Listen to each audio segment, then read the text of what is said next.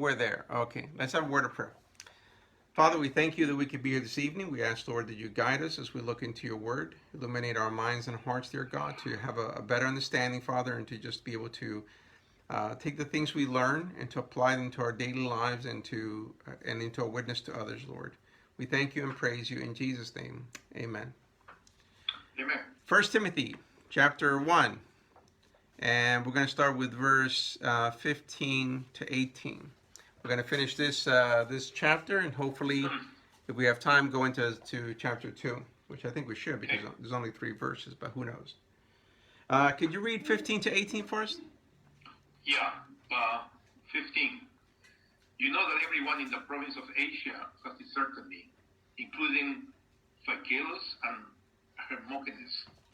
May the Lord show mercy to the household of Onesiphorus, because he often refreshed me and was not ashamed of my chains.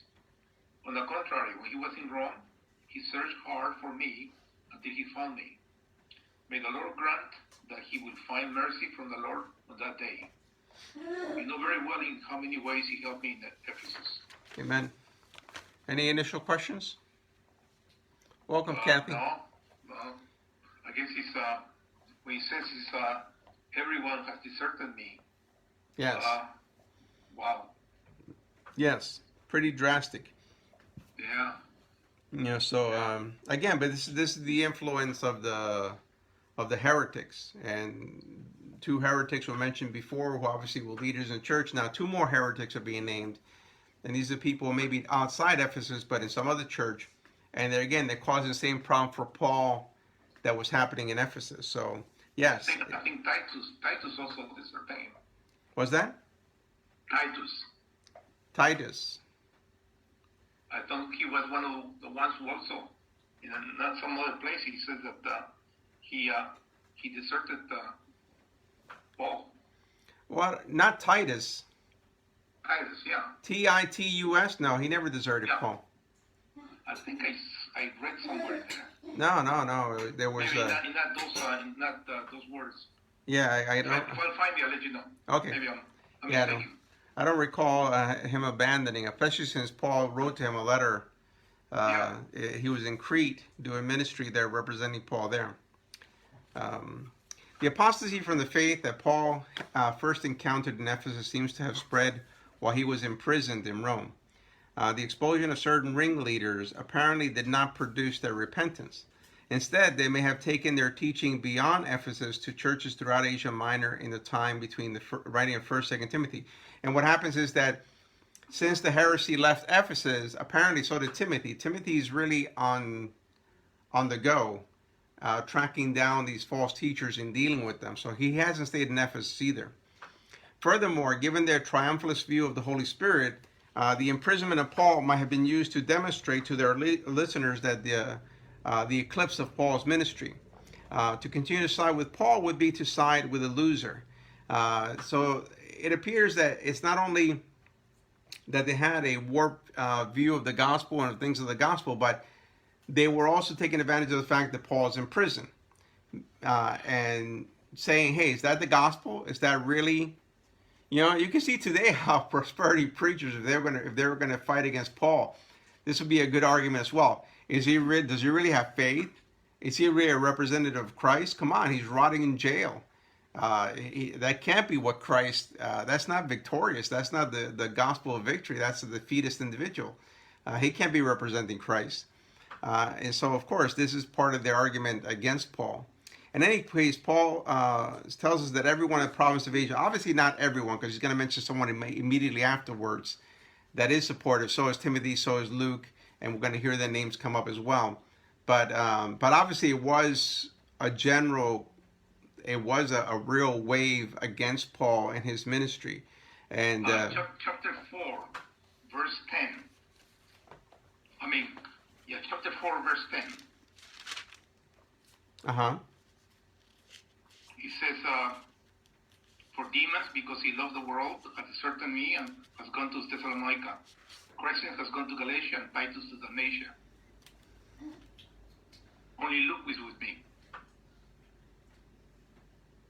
Oh yeah, but it didn't desert him. He didn't desert him. He just happens to he went to ministry somewhere else. Well, Demas. The first one, Demas, yes, because he Yeah. loved this world, has deserted me and has gone to Thessalonica. Crescens did not desert him. He went to Galatia, and Titus, So I misread that part. yeah, so he's saying that only Luke is there with him, and I think and he wants Mark to come as well. But no, Titus never bails shift. So there are a few who are still faithful and working with Paul, but there has been a wave of heresy, really going against Paul, and Paul feels it here. And obviously, by mentioning the names of these individuals, it tells us that they were prominent, that they were leaders. Again, these are not just people, these are not the widows who are being led astray, or anything. These are main individuals in the churches that have gone AWOL, and are preaching a gospel different from the gospel of Jesus Christ, and again attacking Paul big time.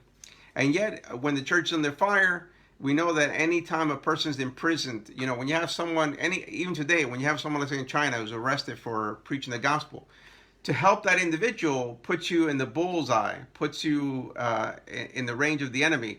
And this is what happens to Onesiphorus, who helps Paul. Paul isn't being imprisoned right now at the time of the reign of Nero, and he will die under the reign of Nero. He will be decapitated, according to tradition. But Onesiphorus, by visiting Paul, by giving aid to him, by helping him, it's kind of like you're helping the enemy. You're helping somebody who's against the state, someone who's being persecuted this way. And so it doesn't look good for him that this happened. And apparently, Paul met Onesiphorus during his time in ministry in Ephesus. This may have been before or after the period that Timothy ministered there alone. But it's clear that he distinguished himself as a faithful servant of the gospel. Judging from the way Paul speaks, saying blessing, wish for him, mercy from the Lord on that day, it might be that Onesiphorus at this point is already dead. He might be dead by the very fact that he was supporting Paul, that he's in association with him. One so loyal to the cause of Christ could surely hope to find mercy on the day of Christ's return and just reward. So, but it appears that he did that he paid the price, the ultimate price, for supporting Paul. And if the commentators are right, I mean, it appears that's one of the ideas, that it might be because of that. I mean, maybe he died a natural death, but obviously Paul is saying that because of his ministering to Paul, he's asking that certainly he'll find favor with the Lord on that day when everyone is judged. Obviously, believers and non-believers will be judged, and praying that he'll receive mercy from Christ at that point. Any question? No. All right, let's go to chapter 2 then. And Victor, Okay. would you read chapter 2, verses 1 through 7? Yeah. You then, my son, be strong in the grace that is Christ Jesus. And the things you have heard me say in the presence of many witnesses, entrust to reliable people who will also be qualified to teach others. Join with me in suffering like a good soldier of Christ Jesus. No one is serving as a soldier gets entangled in civilian affairs, but rather tries to please his commanding officer. Similarly, anyone who competes as an athlete does not receive the victor's crown except by competing according to the rules. The hard-working farmer should be the first to receive a share of the crops. Reflect on what I'm saying, for the Lord will give you insight into all this. Amen. Any initial question? Okay. This segment right here is often reduced to a pattern for professional ministers. And certainly there's a pattern here for ministers, but it's for all believers, especially for those who are in the teaching capacity. And applies to all of us to not only receive the gospel and receive what we've been taught, but to hold to it dear, to hold to it correctly, and then to pass it on to others who will also be reliable in transmitting that as well. And this is part of what the gospel has been doing for 2,000 years. Teachers teaching students who then become teachers who then teach students, and so on and so forth. Verses 1 and 2 explain in a very down-to-earth language what guarding the deposit, which you read in chapter 1, verse 14, really means. Verses 3 to 7 reveal that Faithful service entails more than simply understanding and claiming the promises of God, as the focus shifts to personal characteristics of behavior and responsibility. Verses 1 and 2. So then, my son, be strong in the grace that is in Christ Jesus. And here, verse 2, I love because this was actually the motto for the Bible college that I went to. This was their verse, which I had a copy of it, and I put it in my first commentary that I read on the pastorals. And the things you have heard me say in the presence of many witnesses, entrust to reliable people who will also be qualified to teach others. The grace that delegate. That means to delegate. Yes, it's like this is kind of like the Great Commission type thing. Whatever you received, teach others. It is discipleship. It is entrusting. It's like when as teachers we learn from others what the gospel is, what the Bible says.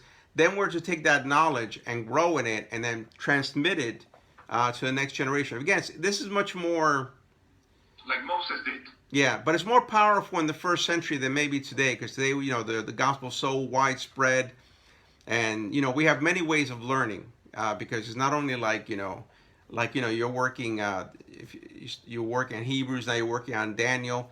You have commentaries, you have all these resources from all these things. Back then, they didn't have all these resources. Not like it's not like Timothy. It's not like Timothy can go into the First Baptist Library and take out books and do research. He's actually been taught, passed on to him. And back then, it was very common for those who were being instructed to memorize a great deal of what was being passed on to them. Right. I mean, sometimes they did have things in manuscript form, but very rarely, because again, it was very difficult to own manuscripts. If you wanted a copy of anything, you had to pay someone to make a copy for you. So most of the things were passed by memorization. And so discipleship was memorization. It was here, and people would memorize things, and then they would quote them and then elaborate upon them. In the synagogue, that used to happen with the scrolls. Remember when Jesus went into a synagogue and he opened the scroll to Isaiah. He read a passage, then he sat down, and then he elaborated upon with the teaching. That was a very rabbinical way of doing things, and that's the way the church continued as well, being taught. Now, of course, the letters of Paul become prominent very early on, where and many churches are getting copies of the letters. So let's say Galatia has the letter that they received. The Church of Ephesus might send somebody over to make a copy, because of course you're not going to give away the original. This is how come we have so many manuscripts. They will copy the letter of the Galatians so they can have it, so they can read it in their congregation as well. And so this became a very normal way of doing things. But of course, the gospel is what's being entrusted here, the main teachings concerning Christ and the things pertaining to him. And to know these teachings, and then to pass it on to reliable teachers who will then go on and on and on. This is why in the early church, the bishop became such a prominent position, because once the apostles died, now it became problem. Not only the apostles, but the disciples of the apostles. So you no longer have Paul around, you no longer have Timothy around. Now you had the third generation, and now you have people questioning, why should we listen to you? So they had to go by their own authority that they were the successors of Paul and the other apostles. And that's how they transmitted their information. Any question? So the grace that is in Christ Jesus encompasses all that God freely has given to us and to those who are in Christ. To be strong in this grace is to rely upon the strength that comes from the Holy Spirit who's in us. This strength for living the Christian life and for taking our place. This is strength for living the Christian life and taking our place in the ministry. The things that Timothy has heard from Paul is the gospel. This is the apostolic teaching that he is to proclaim and teach. This is what he is told to guard in chapter 1, verse 14. Paul also envisions a process and trust. This is the same word that occurs in chapter 1, verse 14, where Paul speaks of the good deposit entrusted to Timothy. Here we learn that guarding the deposit does not mean burying it somewhere safe. Rather, it means keeping an eye on it to its purity, protecting it from false teachers as it is communicated. We also learn that Timothy, like every other minister and every other believer, is a link in the chain of redemption. Each believer has received the gospel and carries the obligation to pass it on similarly to others. The church, through its teachers qualified to teach others, passes the faith from one generation on to the next, continuing the evangelistic mission. And of course, we see that in the process of that, of course, you have false teachers that arise. And once the false teachers arise and it becomes obvious that what they're teaching is contrary to what has been passed down to us, then it becomes the job of the teachers to point that out and say, no, this is not part of the apostolic teaching. This is not part of what Christ gave to the apostles and apostles passed on to us. The transmission involves passing it on to faithful, reliable people. Paul has used the term faithful to describe himself, to describe and also describe Christ, which he will do in 2 Timothy 2:13. The term can cover the range of meaning from, the word here in Greek can mean believing, trustworthy, reliable. It characterizes believers as people who have the marks of true faith in Christ. Not simply people who believe the gospel and accept it, but also who are faithful in their living and reliable in then transmitting it. So again, it's not just one thing. You know, it's not like, oh, I just believe in Christ. I say, no, I believe in Christ. I'm faithful to Christ, to living morally, to living the way God wants me to live. And I also am faithful in passing on that tradition to the next generation. What is needed are people who are fully dependable, whose commitment to God will carry them the distance. Such teachers will be able to accomplish the task of communicating and applying the faith in their generation and of preparing the next generation to continue. Any question? No. Verses 3 and 4. Join with me in suffering like a good soldier of Christ Jesus. No one serving as a soldier gets entangled in civilian affairs, but rather tries to please his commanding officer. Here Paul begins to use metaphors. When it comes down to it, the choice to take one's place in the church's ministry is not to be made lightly. Paul returns to the theme of his initial appeal to Timothy. Join in suffering with us. It is specifically suffering for the gospel, not suffering in general. It's not like, oh, as Christians, we're all just going to suffer. It's not just the general suffering that everybody goes through, or even specific suffering we might go through as Christians. It's suffering that we go through because we're proclaiming the gospel of Jesus Christ. And that's what Paul is asking Timothy to join him in, not to be ashamed of this. Don't be ashamed of suffering for Christ, of bearing the chains. His choice... Paul uses a lot of military terms. Yes. Because since we are in a spiritual warfare, Mm-hmm. and that puts it to another level, you know, Yeah. because if you are in the military, you're a soldier, you're supposed to take hits, you Yeah. know, and also be aggressive. Yeah. So it's not a nonchalant type of thing. It's like a warfare, Mm-hmm. a soldier, and that's some people can relate to that, you know. Yeah. If we put it at that level, yeah, we're in the battle, we're fighting, Yeah. and then we gotta continue fighting until the end. Yeah. So that's the way I see it. Military terms. Of course, it is. It is a spiritual warfare, and so he uses illustrations. Paul is very good at looking at the world and seeing things that he can use, just like Jesus. Jesus used parables. He used things that were common to people to tell stories. Well, Paul uses metaphors the same way to engrave in our minds these ideas. And one of the ideas, of course, is warfare. But we see that he uses multiple metaphors, because not one metaphor cannot capture the whole idea of what ministry is all about. So he's got to at least use, I think here he uses three metaphors. You know, there's always... You mentioned something about, I'm not shadow boxing. Yes. Was that in the Greek too, shadow boxing? Yeah, that's in 1 Corinthians 9, where he says, yeah, shadow boxing is... Yeah, it's shadow boxing. Really? It was in the ancient world, when people were training, they would spar, like they would be pretending, you know? Right. But there's nobody in front of you. Right. So it's shadow boxing. And Paul says that's not what we do. We really are engaged in a real battle. We're not just rehearsing against the shadows and pretending that we're boxing. We really are boxing. We really are fighting. So, but he uses a lot of military terms. So again, this is something, it's all around him. I mean, the Roman Empire is not like, it's not like today where, we're here, and we might see a police officer, but we don't see like military people. But in the ancient world, the Roman soldiers were everywhere. There were garrisons everywhere. There was, all these things were everywhere. So everywhere you looked, there they are. It's not like, this is how Rome demonstrated its power, to intimidate people. You see all these soldiers walking around with their gear and everything, and that's intimidating. To let you know, you get out of line, you're dead. This is the only country where you don't see military people walking around. Yeah. But in other countries, like in South America, you see military people walking around everywhere. Oh, you see?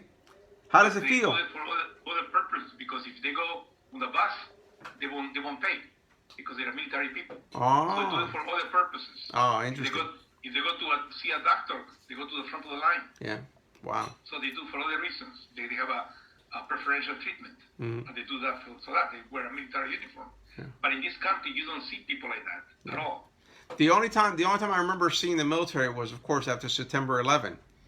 And I understand that. Yeah, I went to New York, and it really was freaky. Not for nothing, it was very, very freaky. Strange. I'm walking in, and I see military people with their guns and everything. It's like this is like, it's warfare. It was really it was discomforting to me to walk into a subway and to have all these military people around. You're not used to that, right? Yeah, that was very weird. It's not like you go down the subway and you love the fact that when you're in a subway you see a police officer. That gives you comfort, because you realize that there's somebody there. But military was just like, it really was. And this is something that Paul lived with on a common day-to-day basis. Mm-hmm. They were seen everywhere. It's funny, because as we read this and you were asking the question, I remembered years ago. I think I was down there with Rativa. We went down to Ocean Grove to hear James Kennedy. Remember James Kennedy? Yeah. He gave to me it was a phenomenal sermon, phenomenal. And one of the things that he used was a military illustration. And I'll tell you the illustration. So it was great. It was about Alexander the Great and his troops. And there was this young man who defected, and they caught him leaving the battle. And Alexander confronts him and says, "Young man, what is your name?" And the young man says, "My name is Alexander." And Alexander is set back because of the boy's name. It says, "Young man, either change your name or change your ways." Because you're going to be named after me. You better have the same kind of power and courageous. Yeah. And so he says, "Change your name or change your ways." And I thought it was brilliant, because he used it to say, if you're going to be a Christian, to behave like a Christian, behave like Christ. If not, change your name. And I thought it was a powerful illustration. After the service, these two little old ladies come up to him right before I get to talk to him. They were talking to him, and they said they were so horrified that he would use a warfare thing, especially about a pagan like Alexander, in a sermon. And Kennedy was so sweet. I would have told them off so badly. I'll be like, it's like, you can tell you don't read your Bible. How can you see, this, Paul uses military imagery everywhere. Right. And he does it for the same reason that Kennedy did, to make a point about the warfare that we're in and the way we have to live.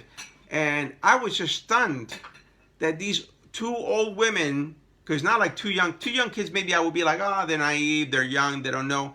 But how long have you been on this earth? How long have you listened to the Bible? How long have you listened to sermons? And you're correcting James Kennedy on using a military imagery? And yet Kennedy was very kind and trying to explain to them that, it was because of the point that he was making. I was like, wow, he's being so sweet. That's so nice. I was like, I would have baptized them in fire. I would have been like, come on. It's like, wake up before you leave this earth, and God knows where you're going. Maybe you're not going to where you think you're going. Wake up, wake up and be a mature Christian for once. But that's a different story. Good. But it was but the military imagery is everywhere, And so here, of course, Paul used it to bring him into the idea of suffering. And his choice of language here, "suffered together with," underlines again the experience of suffering is a shared one. We don't suffer in Christ alone. We suffer together. As believers do. Everywhere you see countries where Christians are being persecuted. And my wife knows, because every night when we pray, I always pray for believers who are persecuted.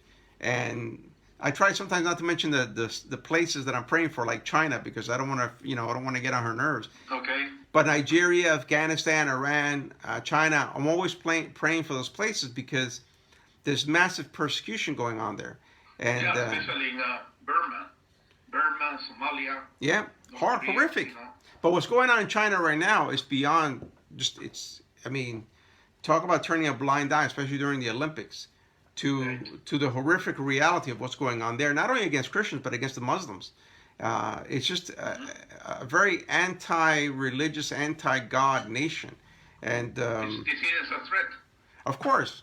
As you would think that after Chairman Mao, they would learn this doesn't work. You're not going to quench Christianity, and you're not going to quench religious is part of the nature of humans. Humans are religious by nature. I remember when I've argued with atheists, I say to them, look, when they go back in ancient times, the one thing that fascinates even anthropologists is the burial ceremonies that went on. Why did they go through all these rituals in burying people? Because they believed there was an afterlife. Mm-hmm. They had religious aspects to them early on. It wasn't like, religion came in the 4th century. Humans have always been religious. They've always been expressing that in one way or another, through drawings or through their rituals, especially through the rituals. That's the first things that we have in the ancient world. And yet here people... And especially Poland. Poland was invaded in 1839 by the Russians and Germans. And then after the war, in 1945, it was dominated by Russia for a long time. Yeah. And still the Catholic Church prevailed there. And it was the Catholic Church that kind of overthrew the communist government there, eventually. Yep. Yeah. That's another different story. I'm always fascinated that John Paul II, who of course was Polish, right? But he went over there. Was so against. No, he was against the tyranny there and the tyrant there, and he spoke out against that. But he had no problem going to Cuba and shaking hands with Fidel Castro and saying, all these wondrous things. So I'm like, I guess since they were not ethnically your people, you're not concerned about them. You should be concerned about all people. And I think religious leaders, when it comes to things like what's going on in China right now, no, I think Christians should not be involved. They should not partake of anything. I would be. You're talking about the World Council of Churches, right? I'm more offended when I see a Christian, a minister, just going to China without any problem, and I realize, no, this is immoral. What's going on there is evil. They're killing our brothers and sisters. We can't be embracing them and shaking hands with them. We have to be rebuking them. Like if China by some stupidity invited the Pope, I would expect the Pope to say no. I would expect him to say no.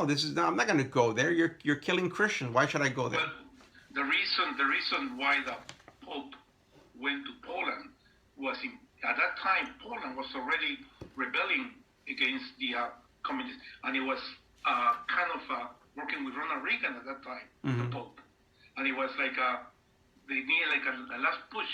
Being Polish, he had a lot of influence. Yeah. So it was really more than a big push to the people to just get it over the hump. So, yeah, but he opposed the tyranny that was going on, the things that were going on in Poland, but he didn't oppose it in Cuba, and that's what offended me. That no, you have to treat all humans the same, and even in China, even if Christians who are not being persecuted in China, what they're doing to Muslims is evil. It's evil. That is wrong. We cannot sit by and go, oh, that's okay because they're Muslims. I always remember, was that I can't remember the exact quote. I think Martin Kyler.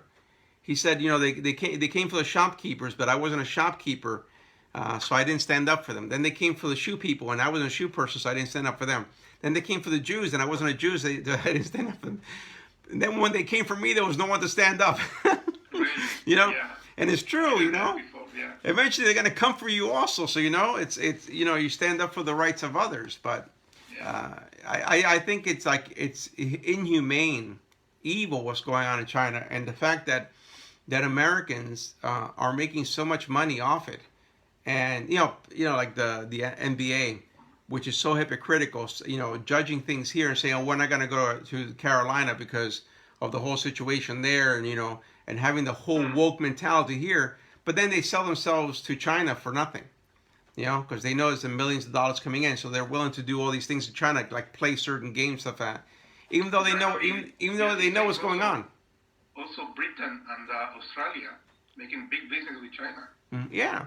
China owns Australia per se, Yeah, not for nothing. I mean, I understand if you're a government and you're trying to work things out with China, okay.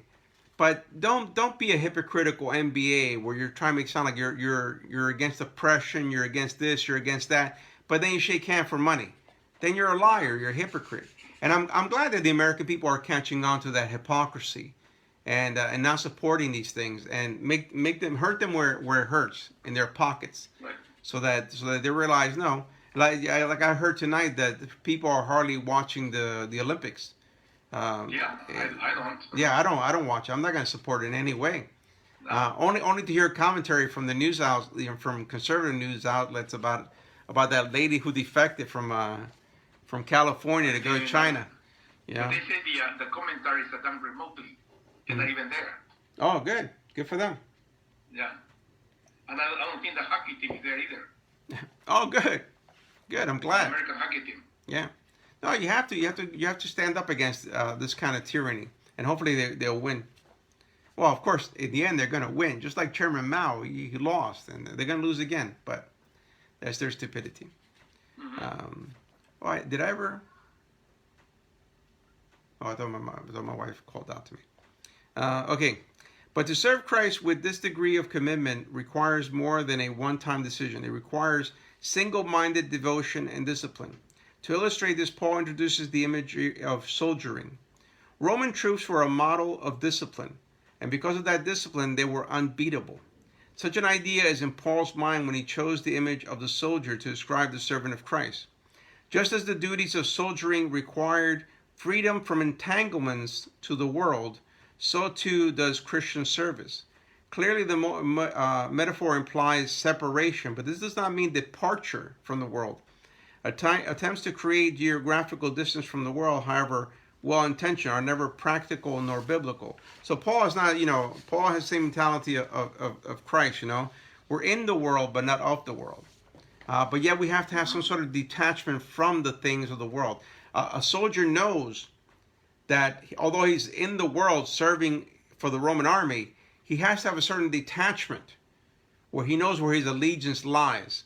So a soldier in Corinth, his allegiance lies to Rome, not to Corinth.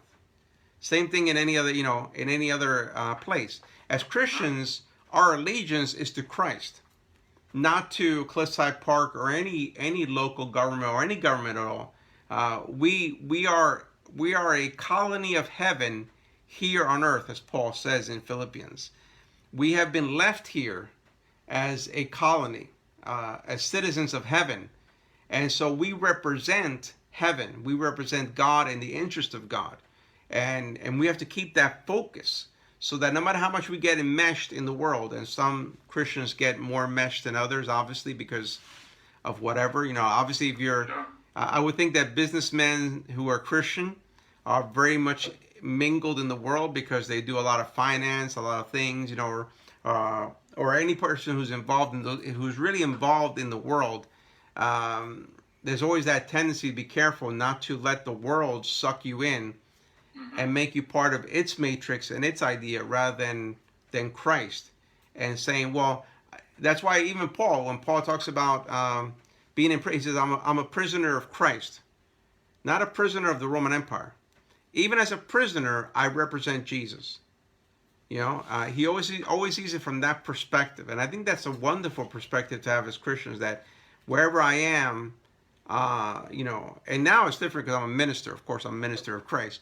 But I remember when I was working in the world, and whatever job I had, if I was a security guard, I was a security guard for Christ. I was there representing Jesus, so that the way I spoke, the way I lived, the way I behaved, everything I did had to be conducive to Christianity. And I tell you though, when you're being treated like trash, And it's really, it's very difficult because, when you have a job like being a doorman or a security guard, oh my goodness, you're like, these people make $4 more than you, and they treat you like you're dirt, like you're nothing. Not all of them. They're very wonderful people as well, and those are the real blessed ones, because there were people that always treated me decently, always treated me good, very kind to me. I mean, how many times they would come, and on a cold weather, bring me hot chocolate or coffee, or do you need anything? Are you hungry? They always very courteous. But others, oh my goodness, so mean to you, so like, treating you like, because you're lower class or something like that. And I never revealed that I was studying for ministry. Never. But I remember when it came out, because the manager of the building knew who I was. She knew, she had my resume. She knew I was studying in seminary and I was preparing for ministry.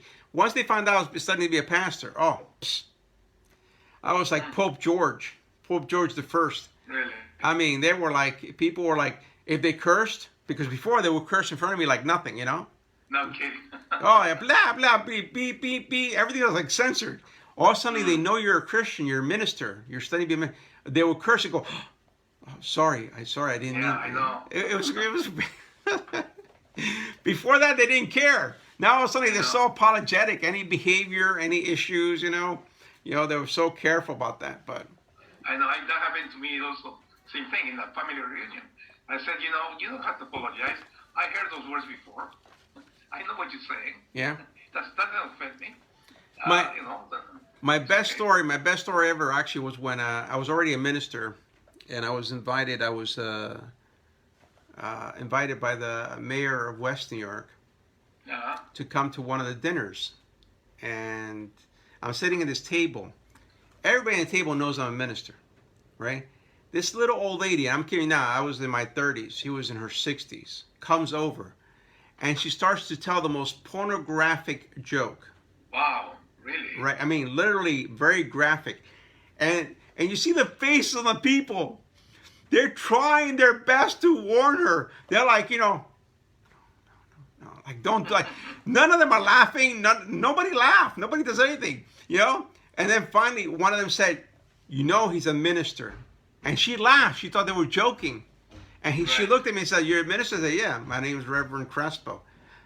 And her face, like, I'm so sorry. All of a sudden, she's sorry. In her 60s, now she's sorry.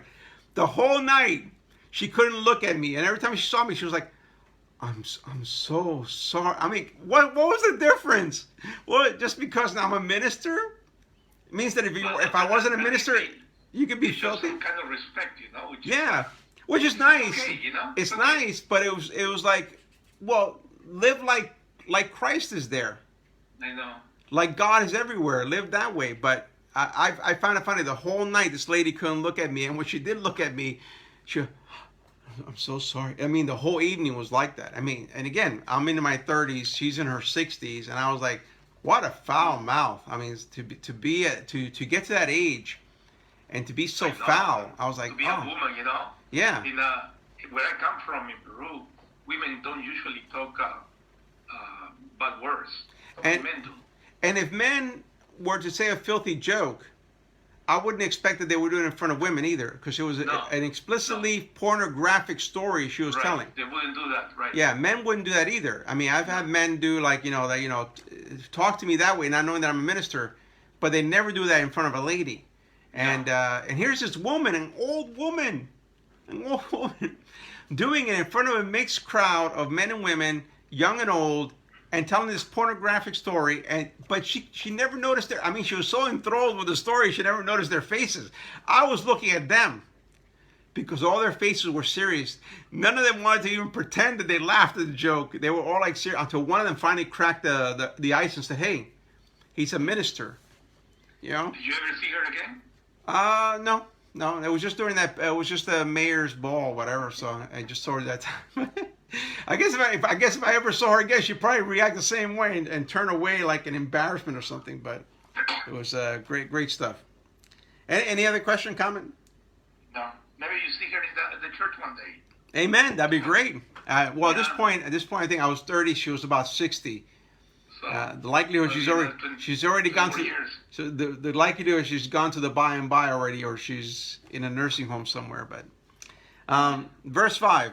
Similarly, anyone who competes as an athlete does not receive the victor's crown except by competing according to the rules. Again, here he changes metaphor. He goes from soldiering to athlete. Again, there's not for Paul. There's not just one metaphor that can ever capture every aspect. No, it's funny, Pastor. It's funny that it says here, anyone who competes as an athlete does not receive the victor's crown except by competing according to the rules. Nowadays, people that compete receive an award just for competing. Right? Yeah. I mean, it has, and of course, a lot of people are opposed to that. Mm-hmm. You don't get an award just for competing. Yeah. You gotta win. Oh, you showed up. Here you go. Very good. But it's amazing, you know. Even at that time, the rules were. Oh yeah. You only get an award because you win, Mm-hmm. not just because you participate. And not only win, it's amazing. But go according to the rules. To the rules. If right? you break the rules, if you broke any rule to try to win, you don't win. It's that simple, you know. So again, it's that kind of for the ancient world, the Olympic Games, and this is what he's talking about. The athletes were competing in the Olympic Games. There was a purity about it. They had to be, they had to be pure. They couldn't be tainted. No cheating, no nothing. I don't know if there were ways of cheating back then. I guess there were, just like at any other time. Like the Chinese do it now. Yeah, but young athletes, they're 12 and they take 14. Yeah, things like that. Maybe back then they had things like that as well. I'm sure. I mean, there was. I'm gonna keep reading. One day I'm sure I'll find it. The Special Olympics. They had it a few years ago, and of course there are people who are either mentally retarded or physical challenge. And the team from Spain were also the Special Olympics, and they were winning all the time. But they found out they were not handicapped. Wow. And of course they were disqualified totally. So sad. They're pretending to be, just to win. That's the thing. Oh. Can you imagine that? Well, yeah, I can imagine only because I remember I saw a movie like that once where this guy was athletic, but he couldn't complete very well, so he joined the Special Olympics. He had to pretend like he was retarded, and it was funny because the other kids the other young men there that were the special ed type were looking at him like he's weird, like he's not really one of us. Why are you faking it? We can tell you're not one of us, but he kept putting on the act. And they were like, we're not buying it.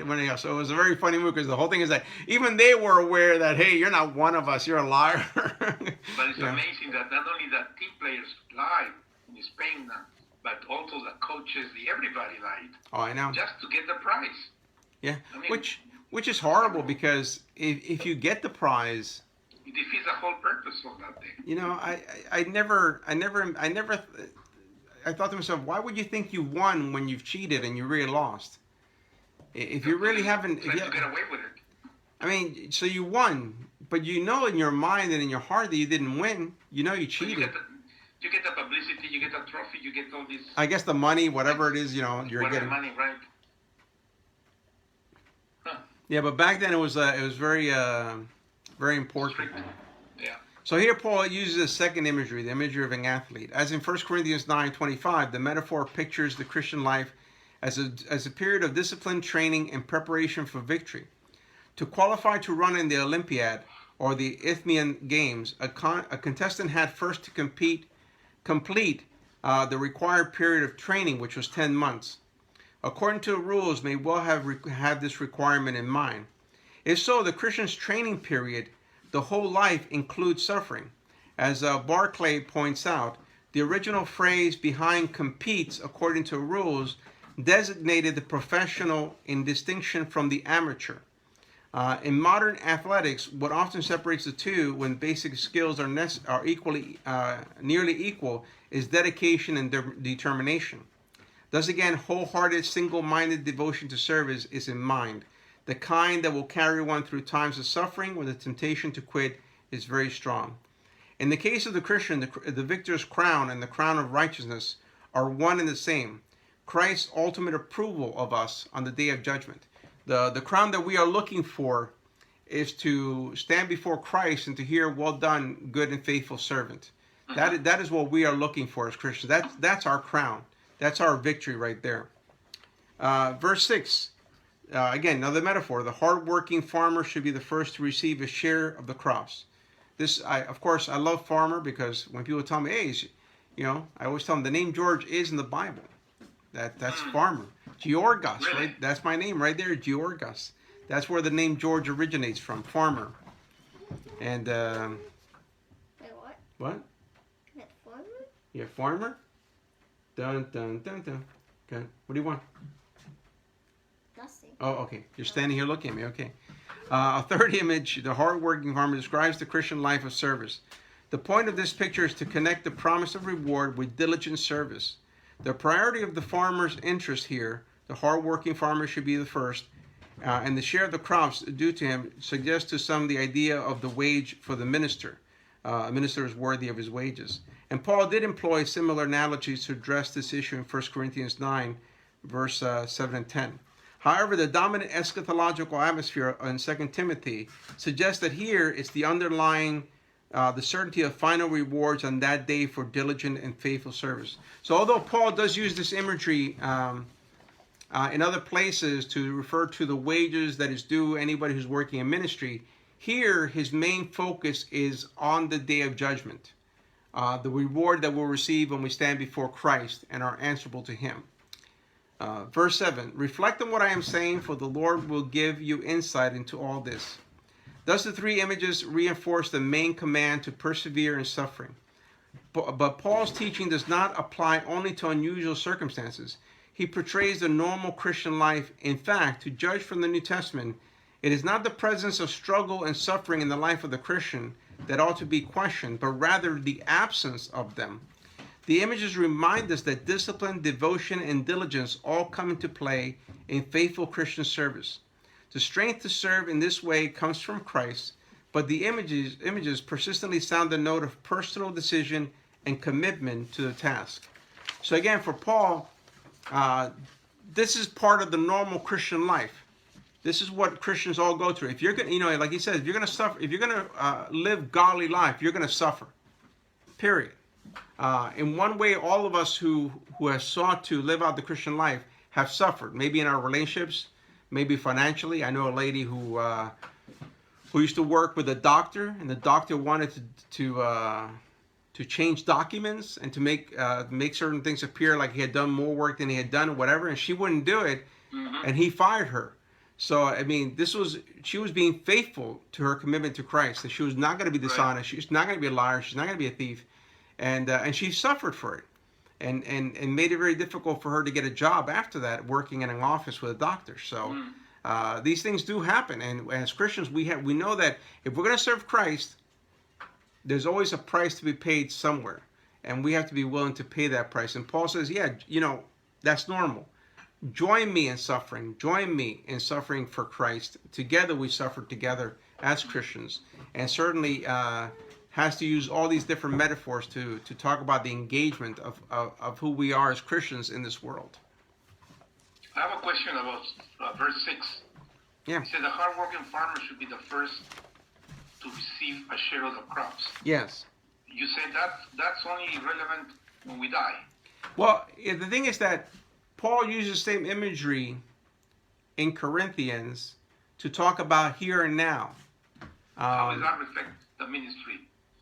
I mean, when he says the hardworking farmer should be the first to receive a share of the crops, how does that relate to a Christian ministry?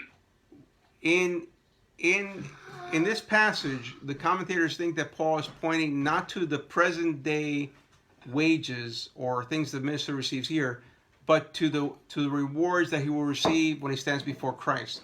Okay. Because so both the image of soldier and athlete talk about the end result. Okay.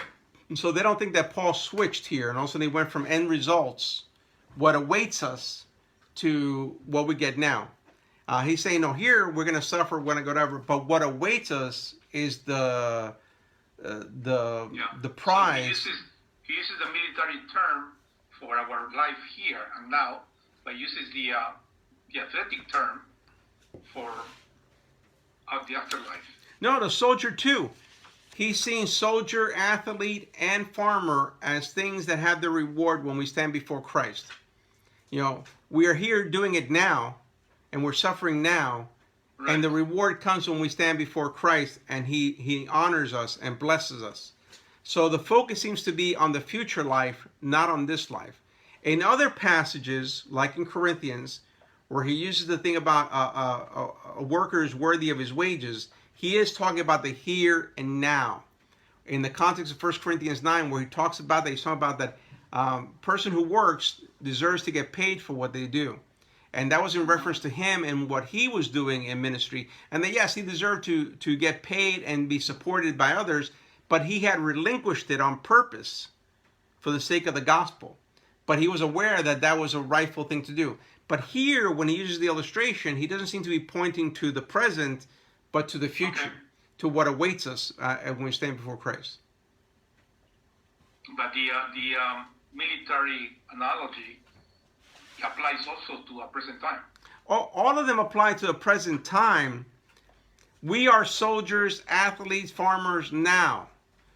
But the reward that comes is when we stand before our Lord, our commander-in-chief. When we stand before Christ, that's when the soldier receives his reward. There's no sense in which he receives the reward here and now. The point seems to be in the future. Okay.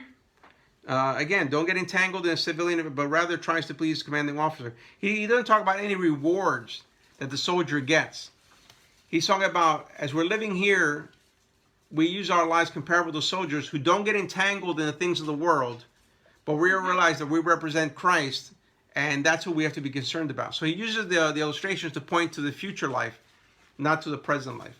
To the future reward as we live out the present life. I understand that as an athlete, a future reward will be a crown. Yes. Same here, over there. As a soldier, since you are a soldier in this life, I don't know what reward will a soldier No, get. he uses the soldier imagery to say, don't get entangled in this world. You don't belong to this world. You belong to another world. So don't. He uses the illustration for different things, and the soldier one is for don't get entangled. Don't think that you belong to Cliffside Park or to New Jersey or to America or to the world. You belong to Christ. You are a soldier of Christ. You are, and like he says in Philippians, we are a colony of heaven on earth. So we represent heavenly issues and heavenly things here on earth, not earthly things. And like a good soldier, you don't get entangled in the world because you realize that you represent this empire and you must be loyal to it no matter what, or above all other loyalties. Okay. Any other questions? No, that's Okay. This is a good place to stop, and okay. next week we'll pick up on chapter 2, verse 8. How's your Daniel study coming along? Well, I'm working on it. Good. I'm gonna do an introduction Okay. because it needs to be done. Because what I read is the people dispute when it was written, but of course there is a solution for it. Okay, good. And also how does the Daniel book fits into the whole Old Testament picture. Usually when I start a book, I try to rehearse the whole from Genesis to the book I'm reading, in the general terms. Good. Looking So forward to it. that is well, and then I'm gonna do 5 verses if I can after the introduction, etc. So we'll Excellent. Good. And again, let me know the resources you're using. Let me know which ones are good, which one is not good, and maybe I'll find you something else, or if you're looking for something else. All right. All right? Good. Excellent. All right. Kathy, thank you for everything. God bless you. Have a good night.